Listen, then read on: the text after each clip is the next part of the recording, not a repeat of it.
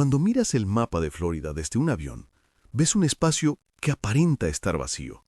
Líneas de agua intercaladas con franjas de tierra sin desarrollar, bosques densos que todavía cubren grandes superficies y amplios territorios que parecen completamente deshabitados.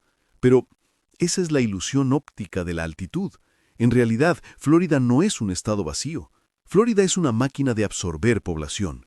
Un experimento urbano gigantesco donde 3 millones de personas adicionales han llegado en los últimos 10 años.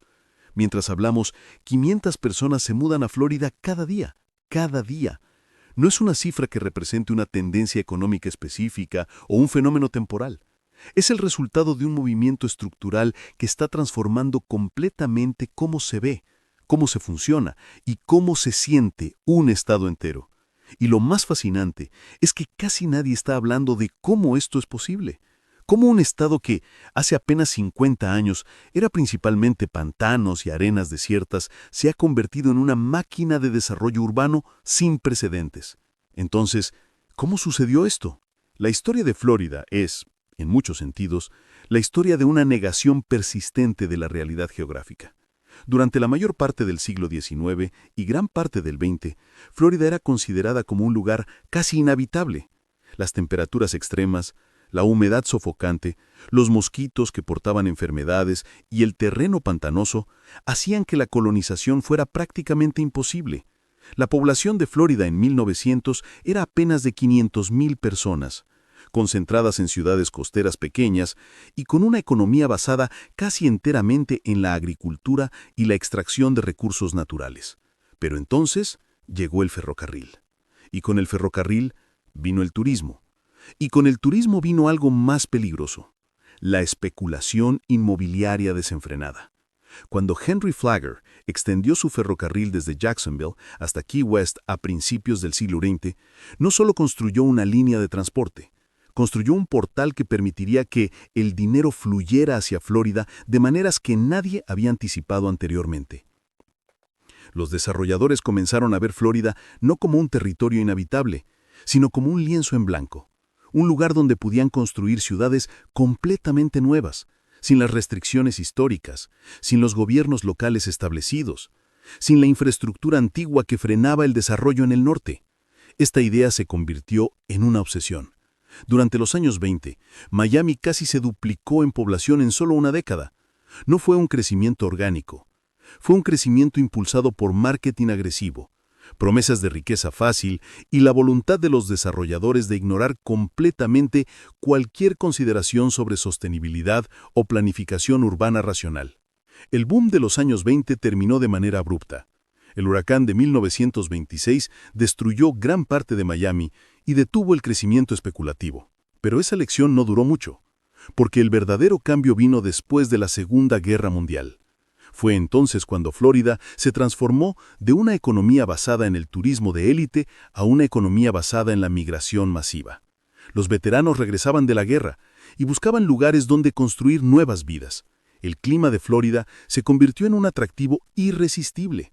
Durante los años 50 y 60, el estado experimentó una explosión demográfica que lo colocaría entre los estados de crecimiento más rápido de toda Norteamérica. En 1950, Florida tenía 2.8 millones de habitantes. En 1980 tenía 9.7 millones. Ese crecimiento requería algo fundamental: agua. El problema es que el agua dulce disponible era limitada.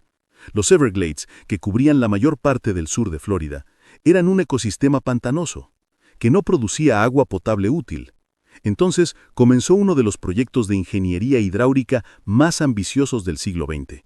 Se construyó un sistema masivo de drenaje, canalización y redistribución de agua que transformaría completamente la geografía de Florida. Se excavaron canales enormes, se construyeron plantas de desalinización, se crearon reservorios artificiales. Todo esto permitió que la población creciera sin los límites que normalmente impondría la disponibilidad de agua. Pero este sistema tiene un precio. Los Everglades perdieron el 70% de su tamaño original. La calidad del agua se deterioró, las especies nativas desaparecieron y el nivel freático se volvió cada vez más precario. Hoy en día, más del 40% del agua de Florida proviene de fuentes subterráneas que se están agotando constantemente. Mientras todo esto sucedía, algo más fundamental estaba cambiando en la economía de Florida. No fue solo el crecimiento de poblaciones en busca de clima cálido. Fue la creación de un sistema económico que dependía fundamentalmente del crecimiento perpetuo de esa población. La construcción, la especulación inmobiliaria, el turismo, la inversión extranjera, todo esto se convirtió en un motor económico que requería que cada año hubiera más personas, más casas construidas, más desarrollos realizados.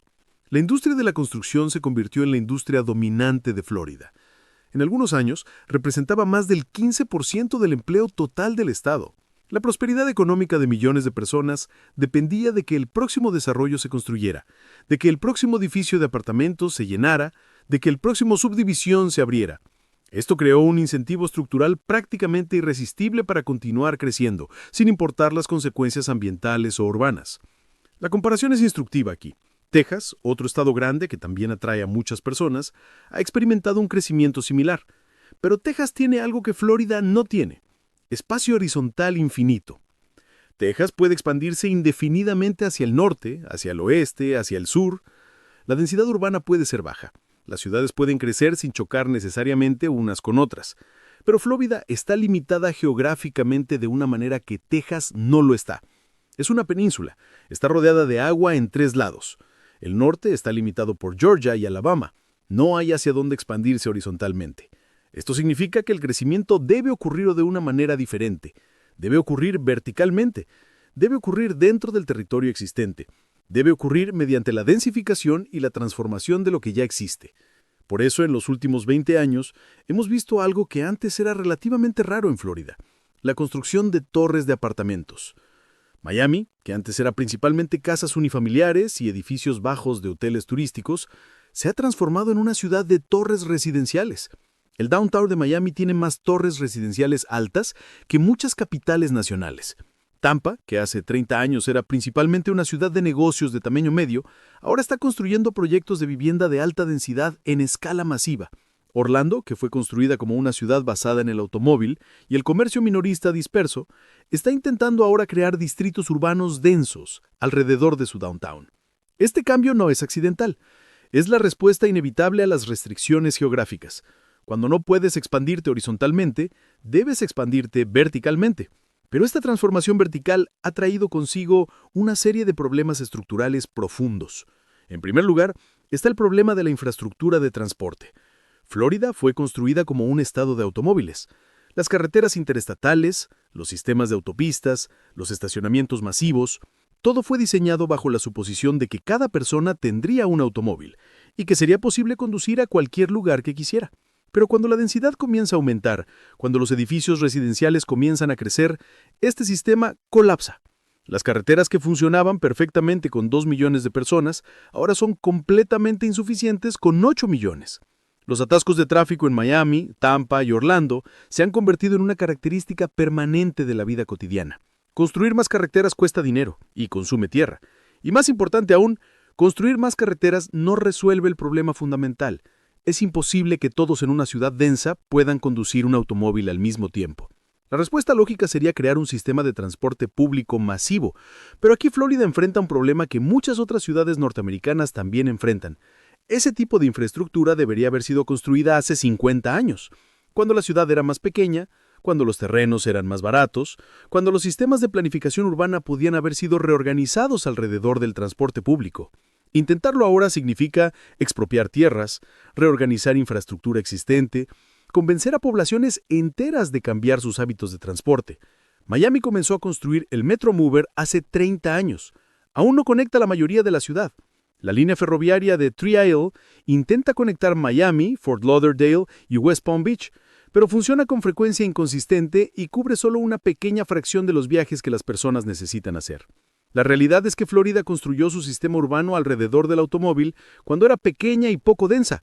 Ahora que es grande y relativamente densa, cambiar ese sistema es prácticamente imposible. En segundo lugar está el problema del agua. Hemos hablado del drenaje de los Everglades y del agotamiento de los acuíferos, pero hay algo más profundo que sucede. Florida está en riesgo directo de inundación. no en el futuro lejano, ahora. Miami ya experimenta inundaciones de marea regulares, donde el nivel del mar sube durante la marea alta y literalmente inunda las calles. Esto sucede 15 veces al año en promedio.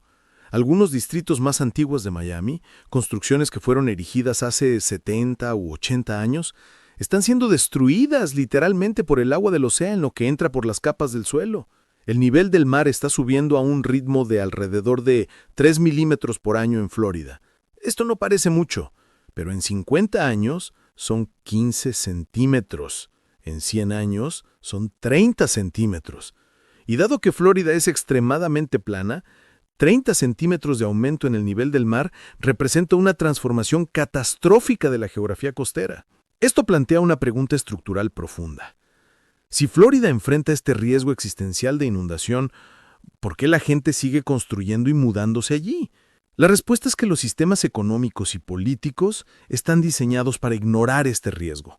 Los desarrolladores inmobiliarios no tienen que considerar el riesgo climático cuando venden apartamentos.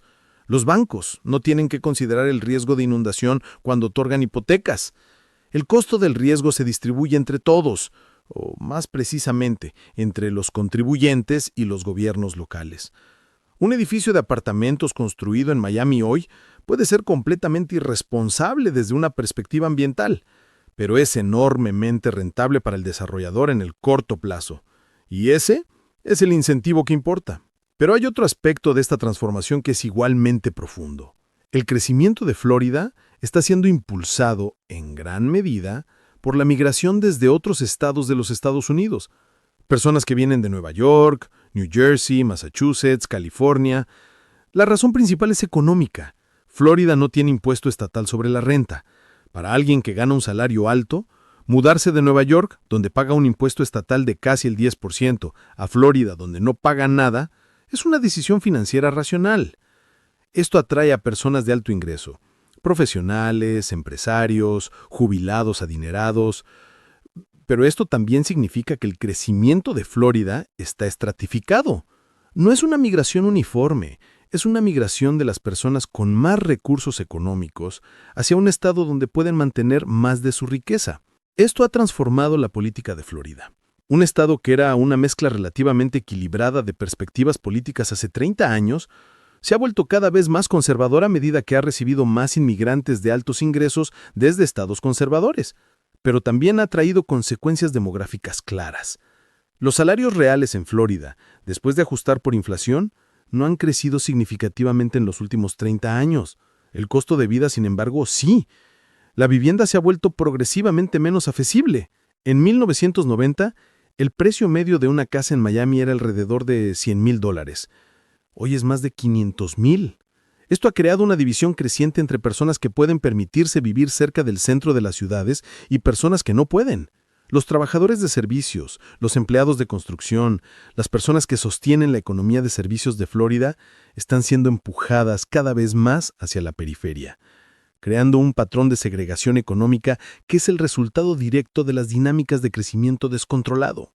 El ejemplo específico que captura toda esta dinámica es el del área metropolitana de Tampa Bay. Hace 40 años, Tampa era una ciudad industrial mediana con una población de alrededor de 300,000 habitantes. Tenía un puerto, tenía industria de fosfatos, tenía un pequeño sector de turismo. Era una ciudad relativamente autosuficiente con una estructura urbana que recordaba muchas ciudades industriales norteamericanas del Medio Oeste. Pero en los últimos 20 años, Tampa se ha transformado. Su población se ha más que duplicado. Los precios de vivienda se han triplicado. Se han construido torres de apartamentos por toda la ciudad. Se ha creado un downtown completamente nuevo, con bares y restaurantes de moda. La ciudad ha atraído empresas de tecnología y empresas de negocios. Pero aquí está lo interesante. Toda esa transformación ocurrió no porque Tampa desarrollara una ventaja económica única o porque hubiera un cambio fundamental en la economía de la región, sino simplemente porque Miami estaba llena y Tampa estaba cerca y Tampa tenía terrenos más baratos. Lo que sucedió en Tampa es lo que está sucediendo en toda Florida. El crecimiento no es orgánico. No es el resultado de empresas locales florecientes o de ventajas comparativas particulares. Es el resultado de un proceso mecánico de migración. Las personas vienen a Florida porque el clima es agradable, porque no hay impuesto estatal sobre la renta, porque es relativamente fácil construir, y porque cada nueva persona que llega hace que el lugar sea más atractivo para la siguiente persona. Es un ciclo de retroalimentación positiva. Cada nuevo residente permite que se construyan nuevas viviendas, nuevos comercios, nuevas oportunidades. La prosperidad es real, los empleos se crean, las economías locales crecen. Pero todo esto ocurre dentro de un sistema que tiene límites claros. Esos límites no son económicos, son geográficos y ambientales. Florida puede seguir creciendo indefinidamente en términos de población. Puede seguir construyendo torres de apartamentos, puede seguir atrayendo a personas, pero no puede resolver los problemas estructurales que su crecimiento ha creado. No puede crear infinitos suministros de agua, no puede resolver el riesgo de inundación por el aumento del nivel del mar, no puede construir un sistema de transporte público para una región que fue construida como una región de automóviles. No puede resolver la asequibilidad de vivienda cuando los precios son impulsados por la especulación inmobiliaria y la migración de alto ingreso. Estos son problemas que no pueden ser resueltos dentro del sistema actual. Son límites duros. Y lo que hace que Florida sea tan fascinante y tan revelador sobre cómo funcionan realmente nuestras ciudades es que sigue creciendo a pesar de estos límites. O más precisamente, crece precisamente porque estos límites son desplazados continuamente hacia el futuro. Los costos ambientales son asumidos por generaciones futuras. El riesgo de inundación es un problema futuro. La asequibilidad de vivienda es un problema para otras personas. La infraestructura de transporte es un problema que será resuelto en algún momento. El sistema funciona porque distribuye los costos de manera que no afectan inmediatamente a quienes están tomando las decisiones que generan esos costos. Florida, entonces, no es una anomalía, es una amplificación de los sistemas que gobiernan el desarrollo urbano en toda América del Norte. Es lo que sucede cuando el crecimiento es medido únicamente en términos de población y construcción. Es lo que sucede cuando los incentivos económicos a corto plazo superan los límites geográficos a largo plazo. Es lo que sucede cuando la especulación inmobiliaria es permitida que continúe sin restricción. Es lo que sucede cuando los sistemas políticos locales carecen del poder o la voluntad de planificar racionalmente para el futuro. Florida es el resultado natural de todas estas fuerzas trabajando juntas sin oposición significativa. Y en muchas ciudades de todo el mundo, esas mismas fuerzas están comenzando a trabajar en este mismo momento. Ciudades que están siendo transformadas por la migración, por la especulación, por el crecimiento perpetuo. Ciudades que están tomando las mismas decisiones que Florida tomó hace 50 años, sin reconocer las consecuencias que esas decisiones crearán. Lo que hace que el futuro de Florida sea particularmente interesante es que está por primera vez comenzando a confrontar estos límites. No simultáneamente, no de manera coordinada, sino de manera lenta, sectorial, a través de decisiones políticas pequeñas y de cambios económicos graduales. Miami está comenzando a construir sistemas de drenaje mejorados para lidiar con las inundaciones de mareas. Tampa está comenzando a pensar en cómo crear densidad sin automóviles. Orlando está intentando desarrollar un sistema de transporte público que funcione. Pero todas estas iniciativas ocurren dentro de un marco donde el crecimiento continúa siendo la premisa fundamental. El objetivo no es detener el crecimiento o revertirlo, es encontrar la manera de que el crecimiento continúe mientras se manejan sus consecuencias más visibles. Al final, Florida es un estado que se está convirtiendo lentamente en una ciudad gigante. No una ciudad en el sentido tradicional, con un centro claro y una periferia definida, sino una megalópolis dispersa que se extiende desde Jacksonville hasta Key West, donde la noción de dónde termina una ciudad y comienza otra es cada vez más borrosa. Es un estado donde la mano visible de la planificación urbana es prácticamente invisible, y donde la mano invisible del mercado ha dejado un paisaje que refleja no lo que la gente necesita, sino lo que es rentable construir. Es un laboratorio a cielo abierto de cómo se desarrollan realmente las ciudades, cuando se las deja principalmente en manos de las fuerzas del mercado. Y por esa razón, es el lugar más importante para entender el futuro urbano de todo el continente.